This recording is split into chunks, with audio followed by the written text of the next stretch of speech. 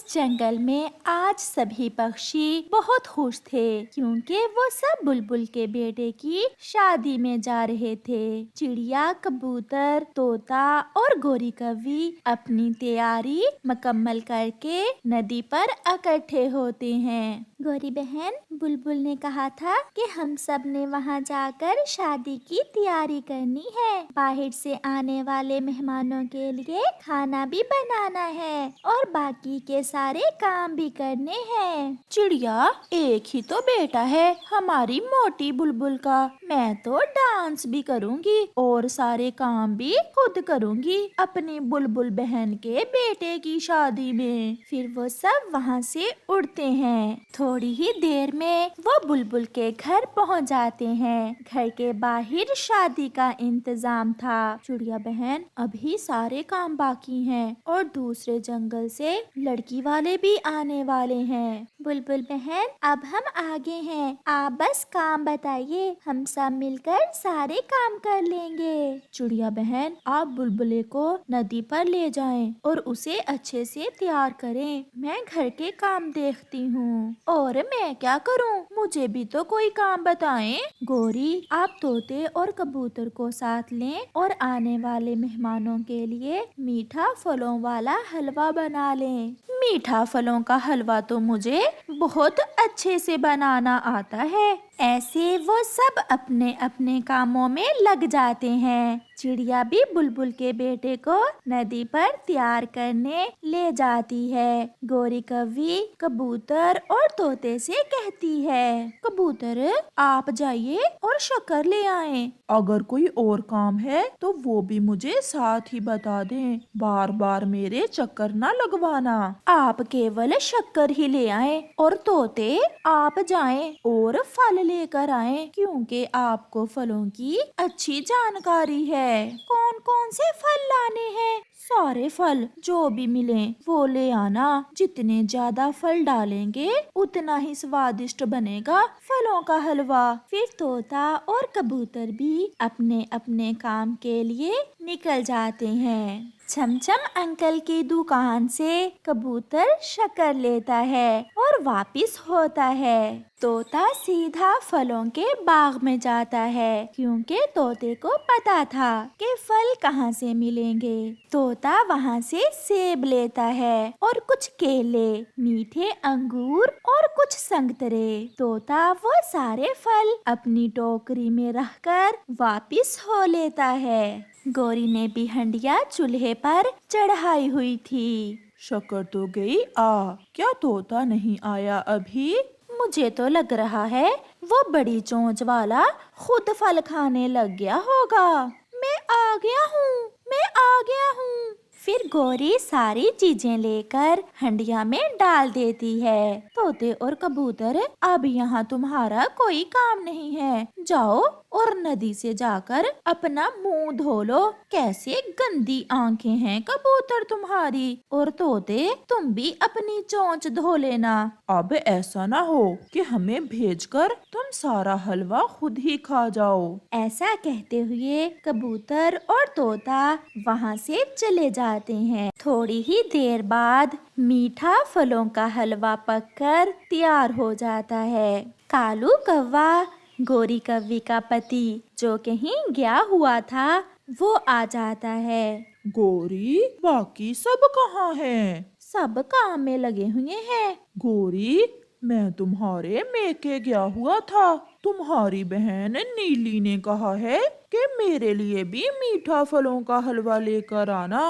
मैं तो पहले ही सोच रही थी कि किसी तरह कुछ हलवा अपनी माँ और बहन के लिए भी भेज दूं। अच्छा ही हुआ जो तुम आ गए हो। फिर गोरी कौवी जल्दी से फलों का हलवा एक बड़े बर्तन में डालकर कालू कौवे को दे देती है। अब जल्दी से चले जाओ, सब आने वाले होंगे। और हाँ, नदी के रास्ते से न जाना, वो सब नदी की तरफ ही गए हुए हैं। फिर कालू कौवा मीठा फलों का हलवा लेकर वहाँ से भाग जाता है। मैं थोड़ा पानी और डाल देती हूँ ऐसे सबको पता चल जाएगा कि मैंने हलवा कहीं छुपाया है। फिर गौरी बाकी के मीठे हलवे में पानी डाल देती है और आग तेज कर देती है। बेरी के पेड़ के नीचे जाकर कालू हलवा रखकर बैठ जाता है। तोता और कबूतर नदी से वापस आ रहे थे। वो कालू को देख लेते हैं। कबूतर,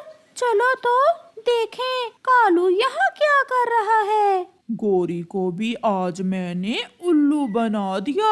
ये मीठा हलवा गौरी की बहन नहीं बल्कि गौरी का पति खाएगा। ऐसा कहते हुए कालू कौवा हलवा खाने लगता है। मीठा हलवा चुरा लिया, कालू ने मीठा हलवा चुरा लिया, पकड़ो इसे। फिर तोता और कबूतर जाकर कालू कौवे को पकड़ लेते हैं और उसकी पिटाई करने लगते हैं। मुझे छोड़ दो, मुझे छोड़ दो, चलो हमारे साथ चलो, नहीं तो बहुत मारेंगे। फिर तोता और कबूतर कालू कौवे को साथ लेकर बुलबुल के घर पहुंच जाते हैं। वो हलवा भी साथ ही ले आते हैं। सब वहाँ थे। चिड़िया भी नदी से आ गई थी। गौरी बेशरम, ये हलवा कालू को क्यों दिया था?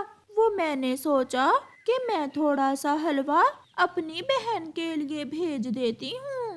ये कालू बेरी के पेड़ के नीचे बैठकर हलवा खा रहा था और कह रहा था कि मैंने गौरी को भी उल्लू बना दिया।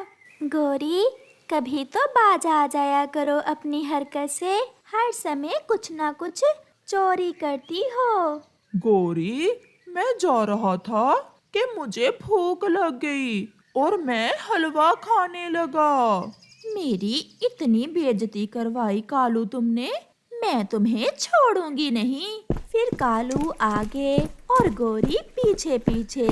सब पक्षी ये देखकर हंस रहे थे। ऐसे वो सबके सामने शर्मिंदा होते हैं। कालू कौवा बहुत आवारा और कामचोर था। उसकी माँ बहुत बीमार थी। वो अपने बेटे कालू कौवे से कहती है, कालू बेटा, आज मेरी सेहत ठीक नहीं है। मुझे बहुत तेज बुखार है। जाओ ये पैसे लो और मुझे बुलबुल से दवा ला दो। मैं अभी आपके लिए दवा लेकर आता हूँ। फिर कालू कौवा अपनी माँ के लिए दवा लेने चला जाता है। रास्ते में जाते जाते उसे तो भूल ही जाता है कि वो तो अपनी माँ के लिए दवा लेने आया था और वो अपने आवारा दोस्त उल्लू के पास चला जाता है। कालू, अच्छा हुआ जो तुम आ गए। मैं भी अकेले बैठा बहुत बोर हो रहा था, तो फिर सुलगाओ बीड़ी, आज मजा करते हैं। काफी देर हो जाती है। जब कालू लौट कर नहीं आता तो उसकी माँ रोने लग जाती है। जब मैं मर जाऊंगी तो बहुत पछताओगे तुम। कालू, तुमने एक दिन भी मुझे सुख का सांस लेने नहीं दिया। जब शाम हो जाती है तो कालू को याद आता है कि वो तो अपनी बीमार माँ की दवा लेने आया था। यार उल्लू, मैं तो भूल ही गया। मैं तो अपनी बीमार माँ की दवा लेने घर से निकला था। ऐसे कहते हुए कालू कौवा जल्दी से बुलबुल की तरफ उड़ता है। वो बुलबुल से अपनी माँ की दवा लेता है और वापस घर जाता है। मेरी सांस रुक रही है बेटा, अब क्या फायदा, अब तो मैं मरने वाली हूँ। मैं भूल गया था माँ, मैं रास्ते में अपने दोस्तों के पास बैठ गया था। माँ, मैं अपने किए पर शर्मिंदा हूँ और मैं बहुत पछता रहा हूँ। अब पछताए क्या फायदा, जब चिड़िया चुग गई खेत। ایسا کہتے ہوئے کالو کی ماں مر جاتی ہے اور کالو سوچوں میں گم ہو جاتا ہے۔ ماں تو مر گئی، مگر جاتے جاتے ماں نے یہ کس کھیت کی بات کی ہے؟ شاید ہمارا کوئی کھیت ہے جسے چڑیاں چگ رہی ہیں۔ مجھے اس کھیت کا پتہ لگانا ہوگا۔ ایسا سوچ کر کالو اپنے دوست الو کے پاس جاتا ہے۔ یار الو، ماں مر گئی ہے اور ماں نے مرتے سمے مجھے بتایا ہے کہ ہمارا کوئی کھیت ہے جسے چڑیاں چگ رہی ہیں۔ یار کسی طرح ہمیں اس کھیت کا پتہ چل جائے تو زندگی ہی بن جائے، بیٹھ کر اس کھیت کو کھائیں گے۔ چڑیاں چگ گئیں کھیت، ایسا کہا ہے تمہاری ماں نے مرتے سمے؟ ہاں ہاں، اگر میں تمہارے ساتھ مل کر اس کھیت کی کھوج لگاؤں تو تم مجھے اس کھیت میں سے کیا دو گے؟ تم اس کھیت میں میرے برابر کے حصے دار ہوگے۔ کسی طرح ہمیں اس کھیت کو ڈھونڈنا ہوگا، اس سے پہلے کہ چڑیاں وہ کھیت سارا ہی چگ جائیں۔ تو پھر چلو میرے ساتھ۔ پھر الو اسے اپنی پرانی دوست ماہی چیل کے پاس لے جاتا ہے۔ چڑیاں چگ گئیں کھیت، تو اس کھیت کی کھوج لگانا ہے۔ اگر وہ کھیت مل جائے تو چیل دی ہم چڑیاؤں کو بھگا دیں گے اور اس کھیت کے سارے دانے ہمیں مل جائیں گے۔ میں اس کھیت کو ڈھونڈنے میں آپ کی مدد ضرور کروں گی۔ پہلے مجھے یہ بتاؤ کہ مجھے کیا حصہ ملے گا؟ برابر، آپ کو ہمارے برابر کا حصہ ملے گا۔ آپ کسی طرح کالو کی ماں کے اس کھیت کی کھوج کریں۔ تو پھر چلو میرے ساتھ۔ پھر وہ تینوں وہاں سے اڑتے ہیں۔ چیل ان دونوں کو کبوتر کے پاس لے جاتی ہے۔ کبوتر، سنا ہے تم بہت سیانے ہو اور تمہاری اڑان پورے جنگل میں سب سے اونچی ہے۔ میری ماں نے کہا ہے کہ چڑیاں چگ گئیں کھیت، اگر وہ کھیت مجھے مل جائے تو میں وہاں سے چڑیوں کو بھگا کر اس کھیت کی ساری فصل سمیٹنا چاہتا ہوں۔ میں اس جنگل میں بہت بلندی تک گیا ہوں، مگر میں نے تو کوئی کھیت نہیں دیکھا۔ ہاں، اگر کالو کی ماں نے مرتے سمے ایسا کہا ہے تو کوئی نہ کوئی بات تو ضرور ہوگی۔ جلدی کرو، کہیں ایسا نہ ہو کہ وہ کھیت سارا ہی چڑیاں چگ جائیں۔ اگر مجھے بھی اس کھیت میں سے حصہ دو گے تو میں آپ کو اپنی ایک دوست چڑیا کے پاس لے جاتا ہوں۔ وہ ہمیں بتا سکتی ہے کہ چڑیا کھیت چگنے کہاں جاتی ہیں اور پھر ہم سب جا کر اس کھیت پر قبضہ کر لیں گے اور چڑیوں کو بھگا دیں گے۔ سب کو کبوتر کی بات ٹھیک لگتی ہے اور وہ سب چڑیا کی طرف جاتے ہیں۔ مجھے پوری بات بتاؤ کہ کالو کوے کی ماں نے مرتے سمے کیا کہا تھا؟ چڑیا ماں نے کہا تھا کہ اب پچھتائے کیا فائدہ جب چڑیاں چگ گئیں کھیت۔